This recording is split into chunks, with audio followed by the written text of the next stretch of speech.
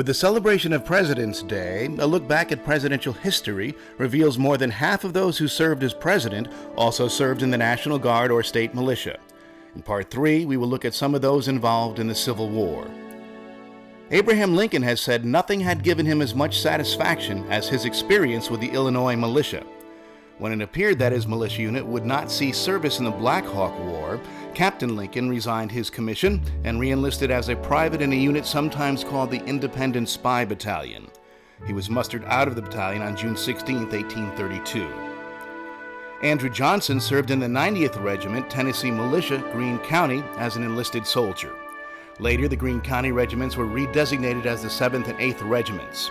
Johnson was referred to as a colonel from his military service, making it likely that he was elected by the county militia and commissioned by the governor to serve in the 7th or 8th Regiment. West Point graduate Ulysses S. Grant had no intention of making his career in the military, resigning from the regular army as a captain in 1854. But with the advent of the Civil War, Grant was appointed a colonel of the 21st Illinois Volunteers in June of 1861.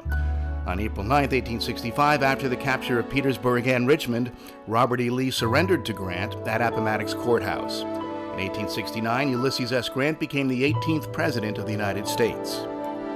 With the start of the Civil War, Rutherford B. Hayes accepted a commission as a major in the 23rd Ohio Infantry and was soon promoted to colonel.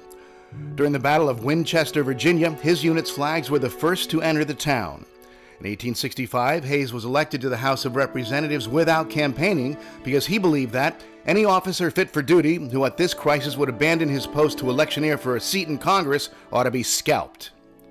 Hayes became the 19th President of the United States in 1877. Also during the Civil War, James Garfield was commissioned a lieutenant colonel in the 42nd Ohio Infantry, 17th Brigade in August of 1861. He would eventually reach the rank of Major General of Ohio Volunteers. Garfield was elected to Congress in 1862 on the condition that he take the seat in December of '63.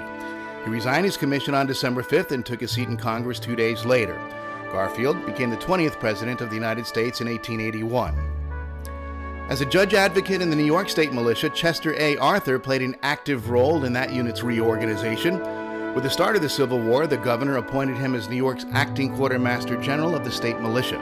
He was promoted to brigadier general and inspected the New York troops at Fredericksburg and on the Chickahominy River. Later, he was officially appointed to the post of quartermaster general. Chester Arthur became the 21st President of the United States. More history on presidents who served in the Guard is continued in Part 4.